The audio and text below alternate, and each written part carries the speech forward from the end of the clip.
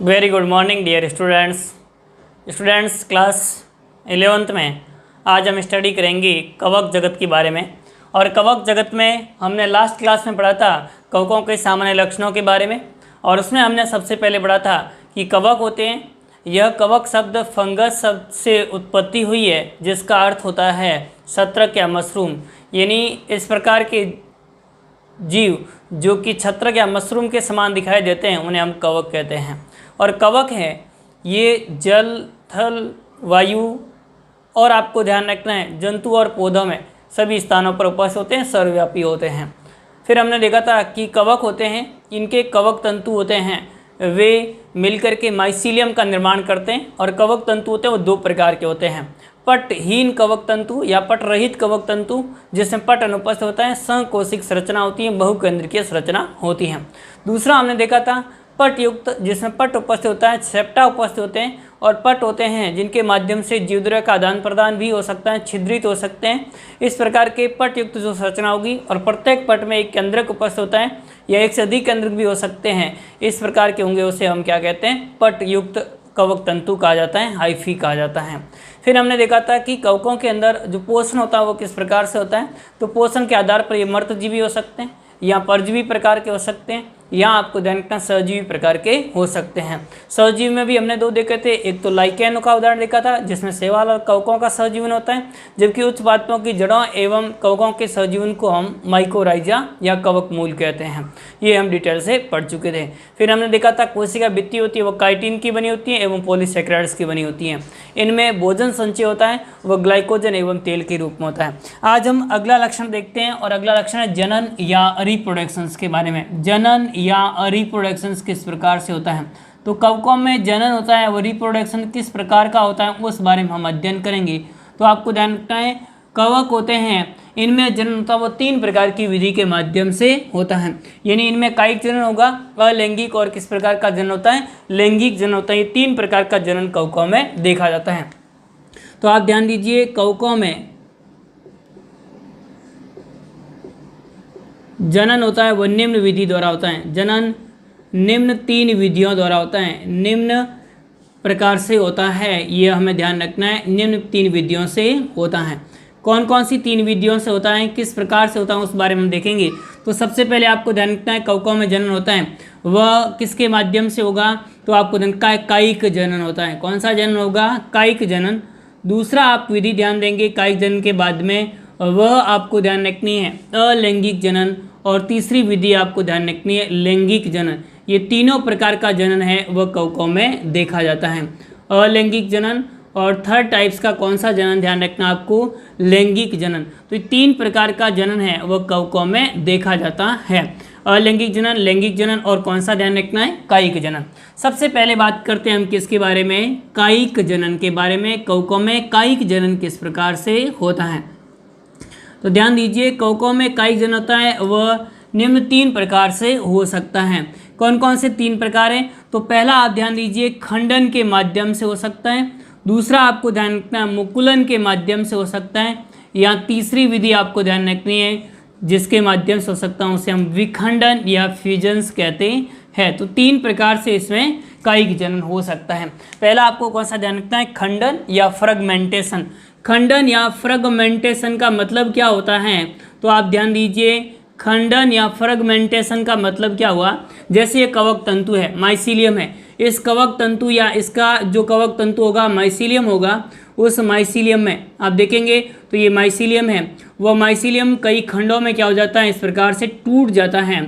ये माइसीलियम होगा वह क्या होता है, बीच में से टूट जाता है और टूट करके खंड अलग हो जाते हैं, और पृथक हुए प्रत्येक खंड होगा वह खंड क्या कर लेता है, एक नए कवक तंतु का निर्माण कर लेता है। तो ये कवक तंतु है, और इस कवक तंतु में कोई खंड टूट करके, भाग टूट करके, किसी भी क्रियाविधि के माध्यम से खंड टूट सकता है, और वह खंड टूट करके अलग होकर के और क्या कर लेता है, नए कवक तंतु का निर्माण कर लेता है, नए कवक तंतु के रूप में विकसित हो जाता है। इस प्रकार की प्रक्रिया को हम क्या कहते हैं, खंडन कहा जाता है। तो आप क्या ध्यान दीजिए, इस प्रकार की विधि में या इस प्रक्रिया में कवक तंतु होंगे, उनके कवक तंतु किसी भी कारण से टूट जाते हैं, अलग अलग खंडों में टूट जाते हैं और इसका प्रत्येक खंड होता है वह एक नए कवक तंतु के रूप में विकसित हो जाता है। इस प्रकार की विधि को हम क्या कहते हैं? खंडन या विखंडन कहा जाता है। ये आपको ध्यान रखना है एक विधि। दूसरी विधि आपको ध्यान रखनी है मुकुलन। इस प्रकार की विधि में देखो ये कवक है, उसमें मुख्य रूप से जो अकसाबी यानी जो कवक होते हैं, इस प्रकार के कवक जो कि तंतु रहित होते हैं यानी जिनमें तंतु उपस्थित नहीं होते, एक कोशी के कवक जैसे कि यीस्ट है, उनमें इस प्रकार का देखा जाता है। ये इनका केंद्रक है और इसमें क्या होता है तो आपको कई जीवद्रव्य, माइटोकॉन्ड्रिया, अन्य संरचनाएं इसमें सारी उपस्थित होती हैं, यूकेरियोटिक कोशिका। अब इसमें क्या होगा, एक बाहर की ओर उभार बनता है, अतिवर्धी बनती है। इस प्रकार से बाहर की ओर क्या बनेगा, अतिवर्धी या उभार बनता है, अधिवर्धी या उभार बनता है और इसे हम मुकुल कहते हैं या बड कहते हैं। इसे हम क्या कहेंगे, मुकुल या बड कहते हैं। तो अतिवर्धी या मुकुल बड का निर्माण होगा। ये इसका क्या है तो आपको न्यूक्लियस या केंद्रक है, ये कोशिका द्रव्य है। अब धीरे धीरे इनके केंद्रक में भी क्या होगा, डिवाइडेशन होगा, यानी इस प्रकार से इनका जो केंद्रक है वो भी क्या हो जाएगा, विभाजित हो जाएगा। और केंद्रक विभाजित होने के बाद में केंद्रक दो भागों में क्या हो जाएगा, डिवाइड हो जाएगा। और केंद्रक डिवाइड होने के बाद में ये दोनों धीरे धीरे अलग हो जाएंगे और स्वतंत्र रूप से कार्य करने लगेंगे। इस प्रकार की जो होता है जनन, उसे हम क्या कहते हैं तो आपको ध्यान रखना, मुकुलन कहा जाता है। तो मुकुलन में आप क्या ध्यान देंगे कि इस प्रकार के जो कवक होते हैं, इन कवकों में बाहर की ओर एक अतिवर्धी बनती है जिसे मुकुल या बड कहते हैं। ये मुकुल या बड होगा। इसके बनने के बाद में इनके केंद्र का विभाजन हो जाता है। केंद्र के विभाजन के बाद कोशिका द्रव्य विभाजित हो जाएगा, जिसके कारण से दोनों कोशिका स्वतंत्र रूप से कार्य करती हैं और नए कवक का निर्माण करती हैं। तो इस प्रकार के जन को हम क्या कहते हैं, मुकुलन कहा जाता है। और इस प्रकार का मुकुलन किस में देखा जाता है तो आप ध्यान दीजिए, सैकेरोमाइसीज में देखा जाता है। किस में देखा जाता है, सैकेरोमाइसीज में देखा जाता है। तो सैकेरोमाइसीज में इस प्रकार का देखा जाता है और जिसको हम सामान्यतः कहते हैं यीस्ट में इस प्रकार का देखा जाता है जनन, ये हमें ध्यान रखना है। अगला ध्यान दीजिए, कौन सा, विखंडन। इस प्रकार के जनन में आपको क्या ध्यान रखना है, एक कोशिका होगी, वह कोशिका दो कोशिकाओं में बंट जाती है और दोनों कोशिकाएं स्वतंत्र रूप से विभक्त होकर के और एक नए कवक के रूप में कार्य करती हैं। तो उसे हम क्या कहते हैं, विखंडन कहते हैं। विखंडन की प्रक्रिया में ध्यान दीजिए, इसके अंदर एक केंद्रक है और उसके बाद में आपको ध्यान रखना, सबसे पहले क्या होगा, इसमें जो केंद्रक होगा उसका क्या हो जाएगा, डिवाइडेशन हो जाएगा और केंद्र के साथ में कोशिका द्रव्य भी धीरे क्या हो जाएगा, विभक्त हो जाएगा। यानी केंद्रक विभक्त होगा और केंद्रक विभक्त होने के साथ साथ आपको ध्यान रखना है, इनका कोशिका द्रव्य भी क्या हो जाएगा, विभक्त होना प्रारंभ हो जाता है। केंद्रक और कोशिका द्रव्य क्या हो जाएगा, विभक्त हो जाएगा और विभक्त होने के बाद में दोनों कोशिकाएं और दोनों के केंद्रक होंगे वो पृथक हो जाते हैं और इस प्रकार की प्रक्रिया को हम क्या कहते हैं, फ्यूजन्स कहा जाता है या इसे हम क्या कहते हैं तो आपको ध्यान रखना है, इस प्रक्रिया को विखंडन कहा जाता है। तो इसमें एक कोशिका होगी, वह दो संतति कोशिकाओं के रूप में विभक्त हो जाती हैं और प्रत्येक कोशिका नए कवक का निर्माण करती है। तो इस प्रकार के जनन को हम क्या कहेंगे, विखंडन कहते हैं। तो कवकों में जो कायिक जनन होता है वो तीन प्रकार की विधि के माध्यम से होता है, खंडन के माध्यम से, मुकुलन के माध्यम से और विखंडन के माध्यम से। इसका भी उदाहरण कौन सा ध्यान रखना है आपको, तो आप इसमें उदाहरण ध्यान दीजिए, साइजोसैकेरोमाइसीज। साइजोसैकेरोमाइसीज में इस प्रकार का देखा जाता है। तो साइजोसैकेरोमाइसीज या ये भी यीस्ट ही है, इसी में इस प्रकार का देखा जाता है। तो साइजोसैकेरोमाइसीज या यीस्ट है, उसके अंदर दोनों विधि मुकुलन और विखंडन देखा जाता है। जबकि आपको खंडन या फ्रेगमेंटेशन देखा जाता है, वह किस में देखा जाता है, अन्य कवकों में, तंतु में कवक होते हैं उनमें देखा जाता है। ये तंतु रहित कवक होते हैं उनमें मुकुलन और विखंडन देखा जाता है। तो ये था किसके बारे में, कायिक जनन के बारे में। अब हम सेकंड देखते हैं और सेकंड कौन सा है तो आप ध्यान दीजिए, अलैंगिक जनन।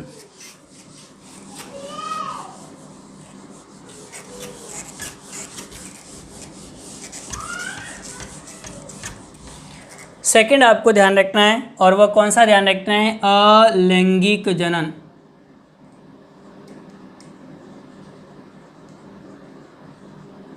अलैंगिक जनन या एसेक्सुअल रिप्रोडक्शन।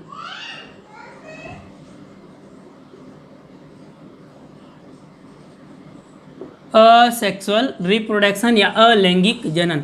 अब असेक्सुअल रिप्रोडक्शन या अलैंगिक जनन किसे कहेंगे और किस प्रकार से होता है तो आपको ध्यान रखना है, कवकों में अलैंगिक जनन होता है वो बीजाणुओं के द्वारा होता है। तो ध्यान दीजिए, कवकों में अलैंगिक जनन, कवकों में अलैंगिक जनन बीजाणुओं द्वारा होता है। अलैंगिक जनन किसके द्वारा होता है? बीजाणुओं के द्वारा होता है, जिसमें आप ध्यान दीजिए धानी बीजाणु बनते हैं। किस प्रकार के बीजाणु बनेंगे? धानी बीजाणु, या जिससे चल बीजाणु बन सकते हैं। धानी बीजाणु भी किस प्रकार के हो सकते हैं? चल बीजाणु, धानी बीजाणु या चल बीजाणु, अथवा धानी बीजाणु, चल बीजाणु, अथवा आपको ध्यान रखना है जो बीजाणु होते हैं जिसे हम कोनिडिया भी कह सकते हैं, बीजाणु या कोनिडिया के द्वारा होता है। तो आप ध्यान दीजिए बीजाणु या कोनिडिया द्वारा इसमें अलैंगिक जन होता है। तो ध्यान दीजिए कवकों के अंदर अलैंगिक जन होता है वह किसके द्वारा होता है? धानी बीजाणु या चल बीजाणु के द्वारा, अथवा बीजाणु या कोनिडिया के द्वारा होता है। अब सबसे पहले ध्यान रखना आपको किसके बारे में? धानी बीजाणु के बारे में। दानु बीजाणु या धानी बीजाणु को ही हम क्या कहते हैं? स्पोरेंजियोस्पोर कहते हैं। स्पोरेंजियोस्पोर, स्पोरेंजियोस्पोर या धानी बीजाणु के द्वारा। दूसरी विधि आप ध्यान देंगे वह कौन सी ध्यान रखनी है? तो सेकंड विधि है वो कोनिडिया द्वारा। किसके द्वारा? कोनिडिया द्वारा, या जिसे हम बीजाणु द्वारा कह सकते हैं। कोनिडिया या किसके द्वारा? बीजाणु द्वारा। दो प्रकार से इसमें क्या होता है? जनन होता है। सबसे पहले आप ध्यान दीजिए धानी बीजाणु। इस प्रकार के बीजाणुओं का निर्माण होता है वह अंतर्जात रूप से होता है। इस प्रकार के बीजाणुओं का निर्माण होगा वह अंतर्जात रूप से होता है। जैसे कि कवक का माइसीलियम है, ये कवक तंतु है, कवक का माइसीलियम है, ये कवक माइसीलियम है। माइसीलियम, इस माइसीलियम से आपको ध्यान रखना है सबसे पहले किसका निर्माण होगा? तो आपको ध्यान रखना है एक बीजाणुधानी का निर्माण होता है। ये इस प्रकार से क्या बनेगी? बीजाणुधानी का निर्माण होता है। किसका निर्माण होगा? बीजाणुधानी का निर्माण होता है। ये बीजाणुधानी एक तंतुनुमा संरचना की शीर्ष पर बनती है, जिसे हम क्या कहते हैं? तो आपको ध्यान रखना है इसे स्पोरेंजियोफोर कहा जाता है। क्या कहेंगे? स्पोरेंजियोफोर कहा जाता है। स्पोरेंजियोफोर कहा जाता है। स्पोरेंजियोफोर या बीजाणुधानी धर कहा जाता है। क्या कहते हैं इसे? बीजाणुधानी धर या स्पोरेंजियोफोर कहते हैं। इसके शीर्ष पर बनता है। ये बीजाणुधानी धर या स्पोरेंजियोफोर के शीर्ष पर बनती है, उसे हम क्या कहते हैं? बीजाणुधानी कहते हैं। क्या कहेंगे? बीजाणुधानी कहेंगे या स्पोरेंजिया कहा जाता है। और स्पोरेंजिया में बनने वाले स्पोर होते हैं उसे हम क्या कहते हैं? तो आपको ध्यान रखना है इस प्रकार। और प्रस्फुटन होने के बाद में ये स्पोर है वो बाहर की ओर क्या हो जाते हैं? मुक्त हो जाते हैं। इस प्रकार से स्पोर होंगे वह बाहर की ओर क्या हो जाएंगे? मुक्त हो जाएंगे। और बाहर की ओर मुक्त होने के बाद इन स्पोरों को हम क्या कहते हैं? धानी बीजाणु कहा जाता है, या इसे हम क्या कहते हैं? स्पोरेंजियोस्पोर कहा जाता है। तो इस प्रकार से स्पोरेंजियोस्पोर या इसे हम क्या कहेंगे? धानी बीजाणु कहा जाता है। ये स्पोरेंजियोस्पोर या धानी बीजाणु होंगे ये अंकुरित हो जाते हैं, जर्मिनेट हो जाते हैं। ये अंकुरित होकर के, जर्मिनेट होकर के, अंकुरित होकर के और किसका निर्माण कर लेंगे? नए माइसीलियम का निर्माण कर लेते हैं। और ये माइसीलियम फिर से इस प्रकार से ये इस प्रकार का जनन चक्र देखा जाता है वह किस में देखा जाता है? धानी बीजाणु में देखा जाता है। तो इस प्रकार के बीजाणुओं का निर्माण एक बीजाणुधानी नामक संरचना में होता है, अर्थात इसमें बीजाणु उत्पन्न होते हैं। वेरी इंपॉर्टेंट है, ध्यान रखना है। इसमें बीजाणु उत्पन्न होते हैं वो किस प्रकार से होते हैं? अंतर्जात रूप से उत्पन्न होते हैं। तो इनके अंदर बीजाणु उत्पन्न होंगे वो किस प्रकार के होंगे? अंतर्जात रूप से बीजाणुओं की उत्पत्ति होती है, बीजाणुओं का निर्माण होता है। तो इसमें बीजाणु बनेंगे वो किस प्रकार से बनेंगे? अंतर्जात रूप से बनते हैं। इसके उदाहरण आप ध्यान रख सकते हैं किस में देखा जाता है ऐसा? म्यूकर में इस प्रकार का देखा जाता है, राइजोपस में इस प्रकार का देखा जाता है। तो म्यूकर, राइजोपस इत्यादि कवक होते हैं उनके अंदर किसका निर्माण होता है? धानी बीजाणुओं का निर्माण होता है। तो धानी बीजाणु होंगे उनका निर्माण होता है। इनकी उत्पत्ति किस प्रकार की होती है? तो आपको ध्यान रखना है इनकी उत्पत्ति होती है वह अंतर्जात रूप से होती है, अर्थात बीजाणुधानी नामक संरचना के अंदर इनकी उत्पत्ति होती है। ये धानी बीजाणु दो प्रकार के होते हैं। ध्यान दीजिए धानी बीजाणु होते हैं वो कितने प्रकार के होते हैं? धानी बीजाणु दो प्रकार के होते हैं। धानी बीजाणु कितने प्रकार के होते हैं? दो प्रकार के होते हैं, ये हमें ध्यान रखना है। कौन कौन से धानी बीजाणु आपको ध्यान रखने हैं? एक तो आपको ध्यान रखना है चल बीजाणु। कौन से ध्यान रखने हैं? चल बीजाणु। और दूसरे कौन से ध्यान रखने हैं? अचल बीजाणु।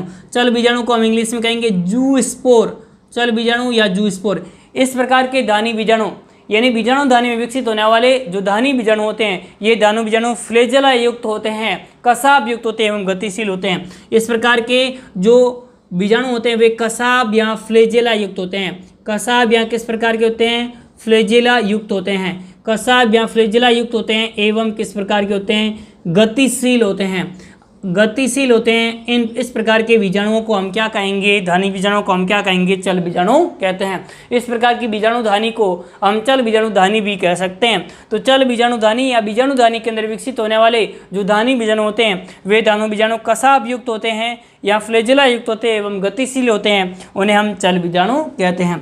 दूसरे होते हैं वो कौन से होते हैं, अचल बीजाणु होते हैं। कौन से होते हैं, अचल बीजाणु, या जिसे अचल बीजाणु को हम क्या कहते हैं, एप्लेनोस्पोर कहा जाता है। अचल बीजाणु या जिसे हम क्या कहेंगे, एप्लेनोस्पोर कहा जाता है। तो अचल बीजाणु या दूसरे कौन से हो जाएंगे, एप्लेनोस्पोर। अचल बीजाणु या एप्लेनोस्पोर होते हैं, ये कसाब रहित होते हैं एवं अगतिशील होते हैं। इस प्रकार के धानी बीजाणु जो कसाब रहित होते हैं, जिसमें कसाब या फ्लैजेला अनुपस्थित होता है, कसाब रहित होते हैं एवं किस प्रकार के होते हैं, तो आपको क्या ध्यान रखना, अगतिशील होते हैं। कसाब रहित होंगे और किस प्रकार के होंगे, अगतिशील होते हैं। इस प्रकार के धानी बीजाणु को हम क्या कहते हैं, अचल बीजाणु कहते हैं। तो धानी बीजाणु दो प्रकार के हो जाएंगे, एक चल बीजाणु और दूसरे कौन से, ध्यान रखना है आपको, अचल बीजाणु, जूस्पोर और एप्लेनोस्पोर। जूस्पोर का मतलब क्या, जिसमें कसाब या फ्लैजेला युक्त होते हैं और गतिशील होते हैं, जबकि अचल बीजाणु होते हैं उसमें कसाब रहित होते हैं और अगतिशील होते हैं। तो ये दो प्रकार के धानी बीजाणु होंगे जिनके माध्यम से कवकों में अलैंगिक जनन देखा जाता है। तो ये तो हो गया किसके बारे में, धानी बीजाणु के बारे में। अगला हमें ध्यान रखना है कोनिडिया द्वारा। तो अगला सेकंड ध्यान दीजिए, वह कौन से बीजाणु हैं, कोनिडिया या जिसे हम बीजाणु भी कह सकते हैं, कोनिडिया या बीजाणु। ध्यान रखना इसमें क्या डिफरेंस होता है, तो इसमें देखिए आप, जो कोनिडिया होता है उसका निर्माण होता है वह बहिर्जात रूप से होता है। इनका निर्माण किस प्रकार से होगा, बहिर्जात रूप से होता है। और कोनिडिया का परिवर्धन या विकास होता है, वह कोनिडिया का निर्माण होगा, वह कोनिडियम धर पर होता है। कोनिडिया का निर्माण कहाँ पर होगा, तो आपको क्या ध्यान रखना है, कोनिडियम धर पर होता है। तो आप ध्यान दीजिए, कोनिडिया का निर्माण कोनिडियम धर पर होता है। तो ये कोनिडियम धर नामक संरचना उसके ऊपर शीर्ष पर होता है, कोनिडियम धर के शीर्ष पर होता है, शीर्ष पर होता है। इन पर बाह्य रूप से कोई आवरण उपस्थित नहीं होता है, अर्थात इनकी उत्पत्ति किस प्रकार की होती है, बहिर्जात रूप से होती है। अब ध्यान दीजिए कैसे होती है, जैसे कि ये कवक तंतु है और कवक तंतुओं का इसके शीर्ष पर किसका निर्माण होना प्रारंभ होता है, इस प्रकार से श्रृंखला के रूप में बीजाणुओं का निर्माण होना प्रारंभ होता है। यानी ये माइसीलियम है, माइसीलियम से किसका निर्माण होगा, तो आपको ध्यान रखना है जो संरचना बनेगी उसे हम क्या कहेंगे, तो आपको ध्यान रखना है इस प्रकार से संरचना बनती है और इस संरचना को हम क्या कहते हैं, तो आपको ध्यान रखना है कोनिडियम धर कहा जाता है, कोनिडियम धर कहा जाता है। कोनिडियम धर होगा, उसके शीर्ष पर किसका निर्माण होगा, कोनिडिया की सैन का निर्माण होता है, कोनिडिया की श्रृंखला बनती है, कोनिडिया और की श्रृंखला यहाँ पर बनती है और ये कोनिडिया की श्रृंखला होती है। इसके बाहर की ओर कोई आवरण उपस्थित नहीं है। ये मुक्त होने के बाद में किसका निर्माण करेंगे, कोनिडिया का निर्माण करते हैं, बीजाणु का निर्माण करते हैं। ये कोनिडिया होते हैं वह अनुकूल परिस्थितियों में अंकुरित होकर के और नए माइसीलियम का निर्माण करते हैं। अंकुरित होते हैं, जर्मिनेशन करते हैं और जर्मिनेशन करके और नए कवक तंतु का निर्माण करते हैं, तो इसे हम क्या कहते हैं, कोनिडिया द्वारा जनन कहा जाता है। तो दूसरी विधि है वो किसके माध्यम से, कोनिडिया द्वारा। कोनिडिया की उत्पत्ति कैसी होती है, बहिर्जात, जबकि धानी बीजाणु की उत्पत्ति होती है वह अंतर्जात रूप से होती है।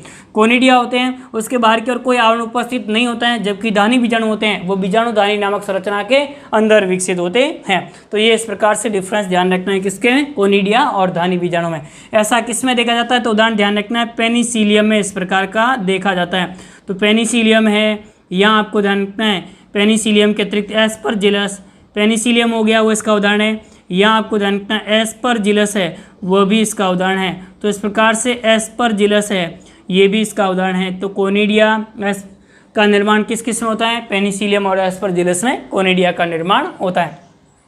तो ये दूसरी विधि थी जो अलैंगिक जनन थी। अब तीसरा हम प्रकार देखते हैं और कौन सा ध्यान रखना है, लैंगिक जनन। तो ये जो तीसरा प्रकार है कवकों में जनन का वह कौन सा आपको ध्यान रखना है, लैंगिक जनन ध्यान रखना है।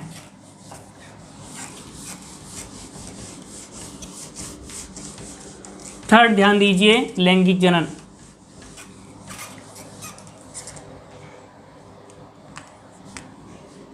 थर्ड कौन सा ध्यान रखना आपको, कवकों में कौन सा जनन, सेक्सुअल रिप्रोडक्शन या जिसे हम क्या कहेंगे लैंगिक जनन।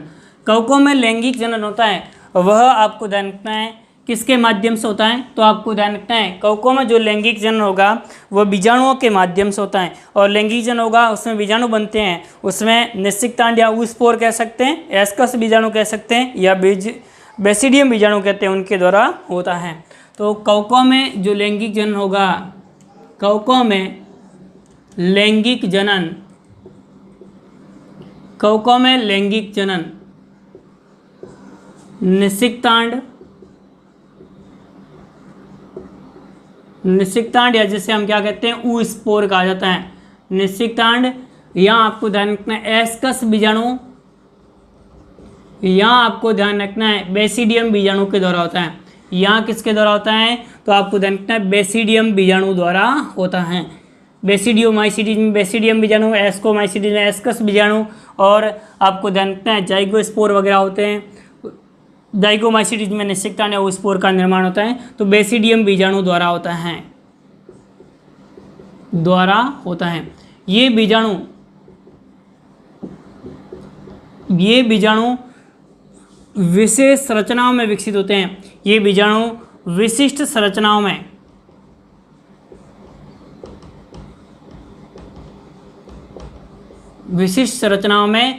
विकसित होते हैं, निर्मित होते हैं। विशिष्ट संरचनाओं में निर्मित होते हैं जिन्हें हम क्या कहते हैं फलनकाय कहते हैं। विशिष्ट संरचनाओं में निर्मित होते हैं जिन्हें हम क्या कहेंगे, तो आपको ध्यान रखना है जिन्हें फलनकाय कहते हैं, जिन्हें हम क्या कहेंगे फलनकाय या फ्रूटिंग बॉडी कहा जाता है। इस फलनकाय या फ्रूटिंग बॉडी पर विभिन्न प्रकार के बीजाणु निर्मित होंगे और ये बीजाणु निर्मित होने के बाद में ये विकसित होकर के और लैंगिक जनन पूर्ण करते हैं। ध्यान दीजिए कवकों में लैंगिक जनन 3 अवस्थाओं में पूर्ण होता है। कवकों में लैंगिक जनन 3 प्रावस्थाओं में पूर्ण होता है। कवकों में लैंगिक जनन होगा वह कितनी प्रावस्थाओं में पूर्ण होता है, 3 प्रावस्थाओं में पूर्ण होता है। तो कवकों में लैंगिक जनन होगा वह 3 प्रावस्थाओं के अंदर पूर्ण होता है। सबसे पहले ध्यान दीजिए इसमें प्रावस्था होती है जिसे हम प्लाज्मोगेमी कहते हैं। क्या कहते हैं, प्लाज्मोगेमी कहते हैं। तो इस प्रकार से प्लाज्मोगेमी कहा जाता है। सबसे पहली प्रोसेस होगी जिसे हम क्या कहेंगे प्लाज्मोगेमी कहेंगे। दूसरी प्रोसेस होगी जिसे हम क्या कहेंगे कैरियोगेमी कहा जाता है। तो दूसरी प्रोसेस होगी जिसे हम क्या कहेंगे कैरियोगेमी। और तीसरी प्रोसेस होती है जिसे हम क्या कहते हैं, तो आपको ध्यान रखना अर्धसूत्री विभाजन या मियोसिस कहा जाता है। अर्धसूत्री विभाजन या जिसे हम क्या कहेंगे मियोसिस। ये 3 प्रोसेस होती है। सबसे पहली प्रोसेस आपको क्या ध्यान रखते हैं कैरियोगेमी। इसमें क्या होता है जो चल अचल युग्मक होते हैं, कैरियोगेमी ये प्रथम प्रावस्था है। इस प्रावस्था में जो चल एवं अचल युग्मक होते हैं, इन दोनों युग्मकों का कोशिका द्रव्य है वह कोशिका द्रव्य एक दूसरे के संपर्क में आता है और कोशिका द्रव्य का क्या हो जाता है संलयन हो जाता है। केंद्रक अभी भी संलयित नहीं होते हैं। इस प्रावस्था को हम क्या कहते हैं प्लाज्मोगेमी कहा जाता है। ध्यान दीजिए प्लाज्मोगेमी किसे कहेंगे, तो इस प्रावस्था के अंदर चल या अचल युग्मक किसी प्रकार के हो सकते हैं। या तो चल युग्मक हो सकते हैं या कैसे युग्मक हो सकते हैं, अचल युग्मक बनाने वाली जो तंतु होते हैं वे कवक तंतु हो सकते हैं। उनके जो कोशिकाएं होगी उन कोशिकाओं का कोशिका द्रव्य आपस में संलयित हो जाता है, केंद्रक संलयित नहीं होते हैं। इस प्रक्रिया को हम क्या कहते हैं प्लाज्मागेमी कहा जाता है। तो इस प्रकार से कोशिका द्रव्य का लयन होता है या जीव द्रव्य लयन होता है। इसे जीव द्रव्य लयन या कोशिका द्रव्य लयन भी कह सकते हैं। तो इसमें जीव द्रव्य का संलयन होगा, इस प्रक्रिया को हम क्या कहेंगे प्लाज्मोगेमी कहा जाता है। तो पहली प्रोसेस होगी प्लाज्मोगेमी। प्लाज्मोगेमी के बाद में सेकेंड प्रोसेस के अंदर आपको जानना है दोनों केंद्रक होते हैं वह क्या हो जाते हैं संलयित हो जाते हैं, जुड़ जाते हैं और द्विगुणित युग्मनज का निर्माण करते हैं। इस प्रक्रिया को हम क्या कहते हैं कैरियोगेमी कहते हैं, केंद्रक संलयन कहा जाता है। इस प्रक्रिया को हम क्या कहेंगे कैरियोगेमी या केंद्रक संलयन कहा जाता है। तो सेकंड प्रक्रिया होगी कैरियोगेमी या जिसे हम क्या कहते हैं केंद्रक संलयन कहा जाता है। इसमें दोनों कवक तंतुओं के केंद्रक होते हैं वो आपस में क्या हो जाते हैं जुड़ जाते हैं, उसे हम केंद्रक संलयन या केंद्रक लयन कहा जाता है। केंद्रक संलयन के बाद में द्विगुणित युग्मनज बनता है। इस द्विगुणित युग्मनज के अंदर कौन सा विभाजन होगा मियोसिस होगा, अर्धसूत्री विभाजन होगा। ध्यान दीजिए इसमें कौन सा विभाजन होगा अर्धसूत्री विभाजन होता है। और अर्धसूत्री विभाजन होने के फलस्वरूप ये किसका निर्माण करेंगे, तो आपको ध्यान रखना है 4 अगुणित बीजाणुओं का निर्माण करते हैं। इससे क्या बनते हैं, अगुणित बीजाणु बनते हैं। अगुणित बीजाणु बन सकते हैं, बेसिडियम बीजाणु, एस्कस बीजाणु, अलग अलग प्रकार के बीजाणु बन सकते हैं। ये बीजाणु विकसित होकर के नए कवक तंतु का निर्माण करते हैं। इस प्रकार के जनन को हम क्या कहते हैं, लैंगिक जनन कहा जाता है। प्रक्रिया के अंदर दोनों युग्मकों के केंद्रक होते हैं वो आपस में क्या हो जाते हैं, संलयित होकर के जुड़ जाते हैं। इस प्रक्रिया को हम क्या कहते हैं, कैरियोकेमी कहा जाता है। फिर उसके बाद में आपको ध्यान रखना है, युग्मकों के केंद्रकों के संलयन के फलस्वरूप निर्मित द्विगुणित युग्मनज में अर्धसूत्री विभाजन होने के फलस्वरूप अगुणित बीजाणुओं के निर्माण की प्रक्रिया को हम क्या कहते हैं, अर्धसूत्री विभाजन कहा जाता है। तो ये इस प्रकार से आपको ध्यान रखना है, कवकों में क्या होता है, जनन होता है। देखिए ध्यान दें, कवकों में लैंगिक जनन के दौरान जो कवक तंतु होते हैं उनमें दोनों लैंगिक संयोज्य जो कवक तंतु होते हैं वे कवक तंतु एक दूसरे के संपर्क में आते हैं, पास पास आते हैं। कवक तंतु संपर्क में आने के पश्चात में इन दोनों कवक तंतु होंगे, इनके जीव द्रव्य का आपस में क्या हो जाता है, संलयन हो जाता है। और जीव द्रव्य का संलयन होने के पश्चात में ध्यान दीजिए कि निम्न वर्ग के जो कवक होते हैं जैसे फाइकोमाइसीडीज के सदस्य, उन निम्न वर्ग के कवकों में तुरंत पश्चात में केंद्रकों का क्या हो जाता है, संलयन हो जाता है। तुरंत पश्चात में क्या हो जाता है, केंद्रकों का संलयन हो जाता है, जिसके फलस्वरूप द्विगुणित युग्मनज का निर्माण हो जाता है। जबकि उच्च वर्ग के कवक जैसे कि एस्कोमाइसीडीज या बेसिडियोमाइसीडीज होता है, उन एस्कोमाइसीडीज और बेसिडियोमाइसीडीज में केंद्रक होते हैं, वे केंद्रकों का तुरंत संलयन नहीं होता है। केंद्रक होते हैं वो युग्म के रूप में उपस्थित होते हैं, जिसे केंद्रक युग्म कहते हैं। और केंद्रक युग्म की इस अवस्था को हम क्या कहते हैं, द्विकेंद्र की अवस्था कहा जाता है। तो द्विकेंद्र की अवस्था है वह उच्च वर्ग के कवकों में देखी जाती है। डाइकैरियन अवस्था होती है वह एस्कोमाइसीडीज और बेसिडियोमाइसीडीज में देखी जाती है। तो आप ध्यान दीजिए, एस्कोमाइसीडीज एवं बेसिडियोमाइसीडीज होता है, इस एस्कोमाइसीडीज और बेसिडियोमाइसीडीज होता है उनके अंदर द्विकेंद्र की अवस्था देखी जाती है। तो इस प्रकार से बेसिडियोमाइसीडीज और एस्कोमाइसीडीज के सदस्य होते हैं, उनके अंदर दो केंद्र की अवस्था देखी जाती है। जबकि निम्न वर्ग में ये द्विकेंद्र की अवस्था नहीं होती है, सीधे ही क्या हो जाता है, जैसे जीव द्रव्य का संलयन हुआ उसके बाद में केंद्र का संलयन हो जाता है, द्विगुणित युग्मनज बन जाता है। तो ये डिफरेंस उच्च वर्ग के और निम्न वर्ग के कवकों में आप ध्यान रख सकते हैं। तो इस प्रकार से कवकों में जो जनन की प्रक्रिया वो कंप्लीट होती है। नेक्स्ट अगली क्लास में हम कवकों के वर्गीकरण के बारे में अध्ययन करेंगे। तब तक के लिए धन्यवाद, थैंक यू।